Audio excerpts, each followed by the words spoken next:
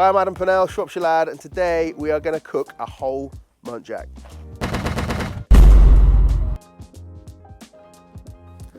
Now, if you don't know what a muntjac is, it's essentially the smallest variety of deer we have here in the UK. This is a full-sized beast. They're really cheap, really sustainable, beautiful meat that we should be eating more of. So I watched Scott Ray last night on how to butcher this. I've never butchered an animal before, so please don't judge me if it's a bit scrappy. But my point, I guess, is that anyone can have a go, and I'm going to be that person today. I'm brave enough to do it on camera in front of you guys, so let's get on with it.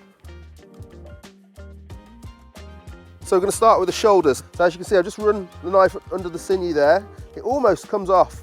It's so simple, really. A few strokes of the knife, and that whole shoulder has just come away. That's a nice little chunk of meat there. Probably serve 2 or 3 people. I've got a plan for this one, which we'll talk about a little bit later on. There's a couple of bits of flaps there. We're kind of going down to the belly. I'm just going to remove those. These will be ideal to go into the mincer later. This is what would be on a pig or whatever. This is your belly, or, you know, this is kind of your brisket, I guess. So you can see there's no fat running through that whatsoever. So it's going to be pretty tough to cook generally. So what we're going to do is just remove it, and again, into the pile for the trim. So now I'm going to try and remove this haunch. I feel I'm hitting hard bone there. So through the bone, there we go. The back straps, this is the bit that, like, this is the prize bit that everyone really wants, you know, on the venison. We're going to do it 2 different ways, or I'm going to attempt to do it 2 different ways. So I'm going to take one off completely and have it as a fillet. After I've taken these fillets out of the middle. And then the other one we're going to try and leave on the bone and kind of trim back. So it's almost like, I'm going to call it a munt rack. So instead of the muntjac, but a rack of muntjac. Could have done with buying a better hacksaw, get these back straps off. A sharper knife in this would be really handy, not going to lie. Just going to work the knife as close to those ribs as I possibly can. Honestly, I can't stress enough, you shouldn't need to go and watch Scott do this because it's effortless. Just going to take off the sinew. There we go, there's a back strap now. Yeah, I know, if butchers are watching this, they're going to be like, oh, that's made a right shoddy job of that. But let's be honest, like, I've never done it before. I'm quite happy with that, really. So we've got 4 nice fillet steaks there. I ain't got a clue how I'm going to do this bit, I'll be honest. I'm going to try and cut away from that spine, leave the meat intact. Tough, these little bones, I tell you. We want it to cook fairly evenly, you see. Okay, so we've got our munt rack. Just to make it look a little bit more appealing, I'm now going to take off this flesh here. I mean, French trimming is definitely going to be an art form, and it's not one that I'm trained in. There we go, that's going to do, like, for me, you know, I don't know which side is the worst. It'll look fine when I'm cooked. With this part, we've got what we call the haunch, or the leg, which you can take, this is what we would call the shank, if it was a lamb, say. We're just going to take off what is essentially the Achilles, first of all, get that out of the way. And now we're going to, here's kind of where the joint is. I'm going to make a couple of, now, take that off, beautiful. This is what we call the haunch now. So you could just cook that as a whole roast. Just going to run this knife straight down this bone into sections, which we'll be able to dice for our kebabs. I'm going to section these bits up now. Nice big chunks for kebabs. Right, I'm pretty much happy with that. There's still a whole leg here. I'm not going to need all of that today. I've got 4 beautiful fillet steaks. These 2 little very cute tenderloins. Our munt rack. We've got a shank, the 2 shoulders, the cubed haunch, which we're going to use for the kebabs, and then a whole load of trim, which we're going to work through in a minute. Bones have been roasting away on the kadai here. So they're just all going to go into this stock pot now, along with some onions, some carrots and some bay leaves. I'm just going to let that tick away for as long as possible. A nice low heat. Might use a little bit of that stock later, but More importantly, stick it in the freezer, you've got a beautiful stock, you know, and we haven't wasted any part of this animal whatsoever.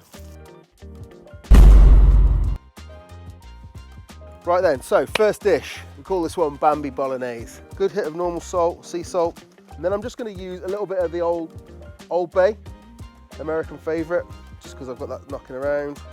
It doesn't need too much. I'm just going to work that into the flesh all over.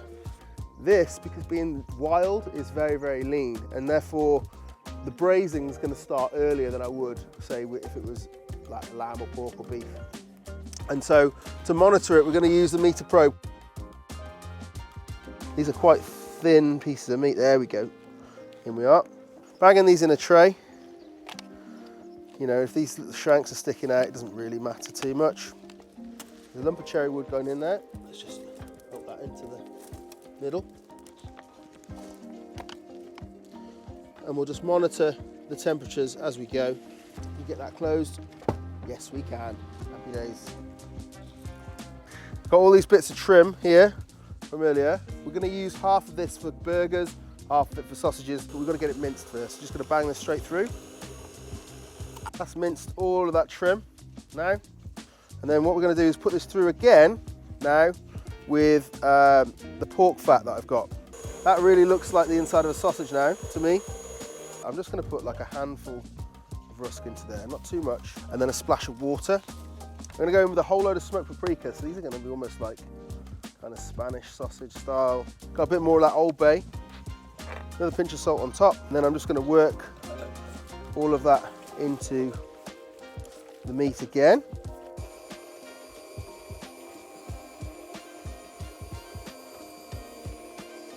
It's looking a bit sad like that, but we do want to have that give in the sausage so that we can string them up afterwards. Just gonna twist them now.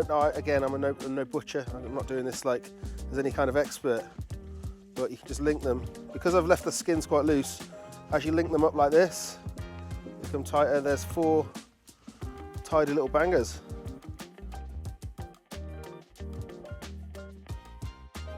Right, so we made the sausages here, slightly amateurish, but you know, we tried, all good. And so we've got this lean mince left for burgers. I've got this beautiful bone marrow here, so I'm going to literally chop this, start to incorporate it now into the mince, and we can kind of chop that, work it together on the board. These will be ridiculously tasty burgers. I'm going to make 4 fat burgers out of that. I don't know how much it weighs, but I'm going to ball it up. We've got that beautiful mince. All that amazing bone marrow running through it. It's going to be delicious.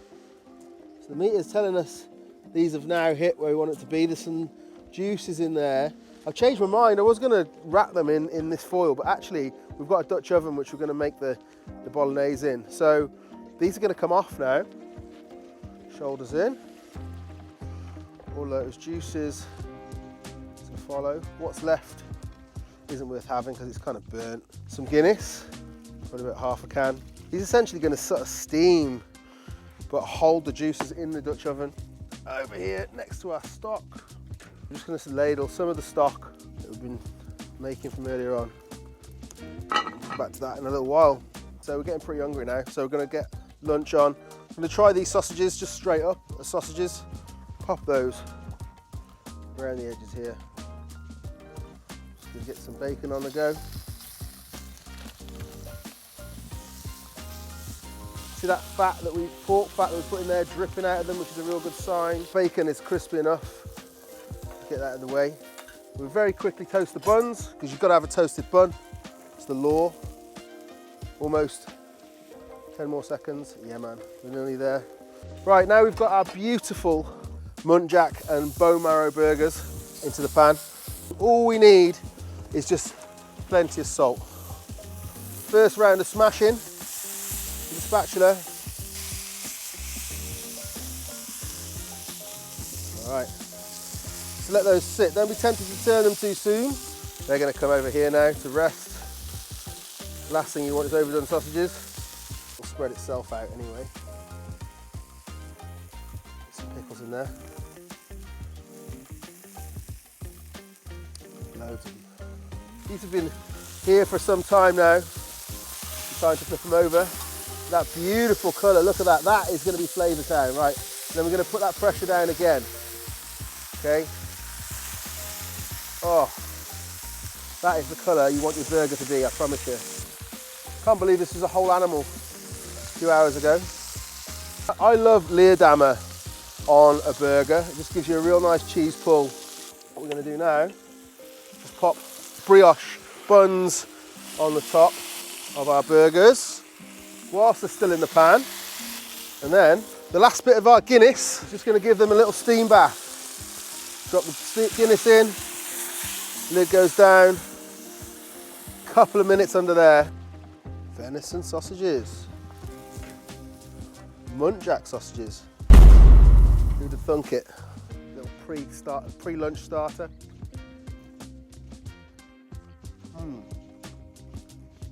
So dark that meat is. Probably slightly overcooked them. The flavour's there.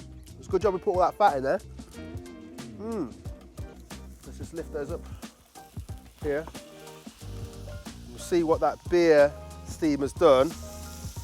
Oh, look at that. This one just slid off, but you can see just how plump those buns are. Look at that. Slide it onto the burger. And there we are. Muntjac cheese and bacon burgers.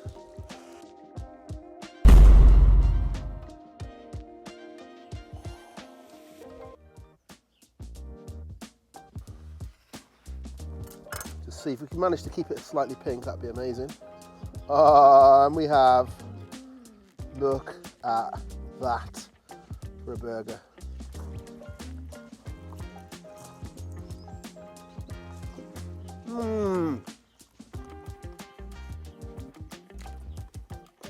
What do you think, Tux? Getting all the juices landing on his head. Oh, mate. That is unbelievable. Right, so I talked to you before when we were making the burgers about how it renders a lot of the fat out. You're not going to end up eating all of the fat that was in them. And there you go. It's in there. Right, loads in the pan. We're going to use that now for the Bambi Bolognese. In the carrot goes, along with some red onion. Just the heat's just starting to come through now. Right, so these shoulders have been ticking away in here for a while now. We're going to remove these from the pan. Now we're going to get our onions, carrots and garlic out of this pan. Just going to pop those in. About a tablespoon. We're going to take off the sinew. You can have the sinew, mate. You want the sinew? It's going to be a bit hot for you at the moment.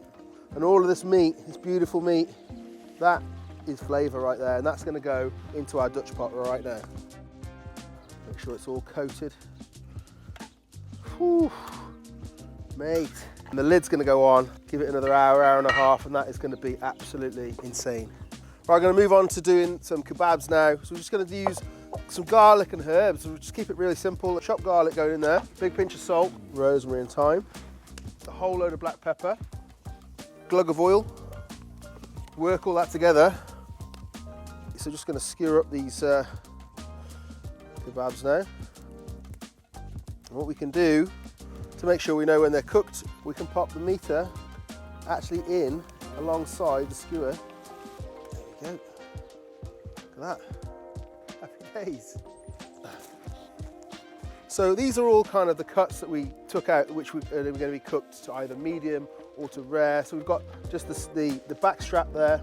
This one, the Munt rack, we're going to make this into a char siu. Have some salt to begin with.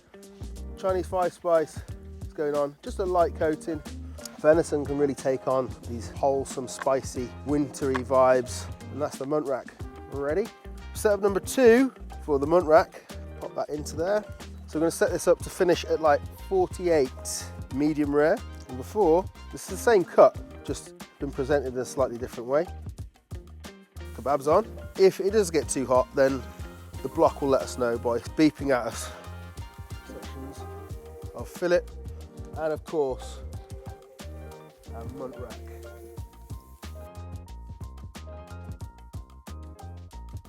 It's not too hot to turn, which is is good. I'm gonna keep these moving. Already getting caramelization on that, which is great. So what we want is that colour on the outside. Let's just make sure we get the colour on it that we need. So we're just gonna get that glaze on there. It's all going off here. Oh yes.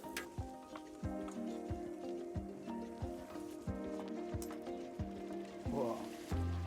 Look at that. Well, kebabs are done. So just all we need to do is get these flatbreads loaded up. These skewers in, like so, to go alongside that as well. Yogurt, it's yogurt, mint, cucumber, a little bit of pickle. There you go. Just blushing. This is just what you want. Just gonna try a piece on its own. Oh my God, so tender. That's not even the most tender part. It's just hard to believe. Tom, get that in your gob. It's absolutely ridiculous. Tell the people. Yeah? Now another little bit. Muntjac Kebabs. Move on to the fillet now. I'm going to remove the meter. Nice and pink. Look at that. This is like the holy grail as well. This is the fillet. This is the bit that is worth the money. Look at the juices. Oh, okay. Here goes. Oh. Mate. Last piece, the char siu.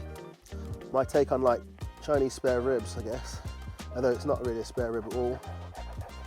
But oh, I'm just gonna eat it as it is because it looks insane.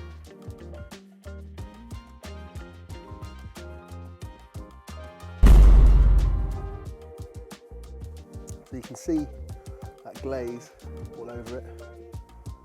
It's like a little, tiny little tomahawk or something, isn't it? Look at that. Beautiful. Let's try it.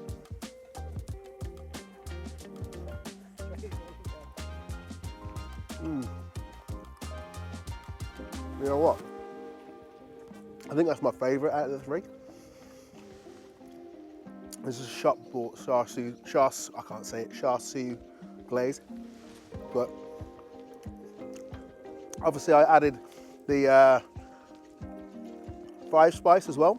All those flavours with the venison are just like a match made in heaven. Try the kebab.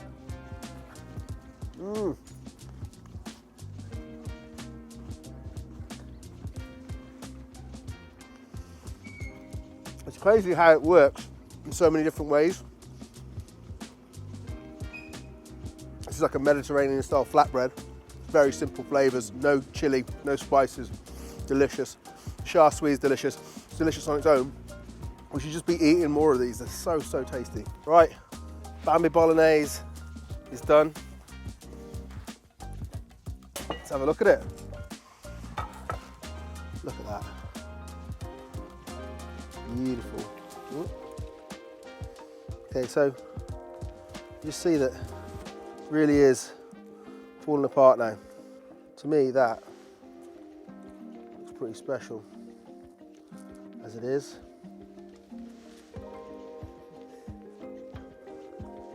Look at that.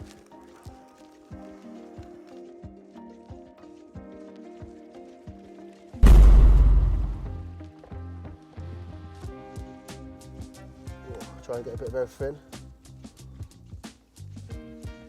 Look at that. Nice section of meat.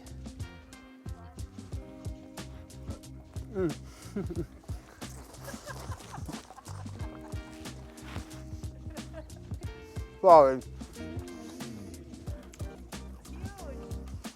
It's so tasty. Half it in my hand still. Good job I'm outside, isn't it? Honestly, that is delicious. Slow cooked, beautiful. Better than any beef bolognese I've ever had, honestly. That meat is divine, honestly. Get it made. 5 dishes, 1 Muntjac. So thanks to the meter, we nailed every single one. Cheers, I'm gonna get stuck into this.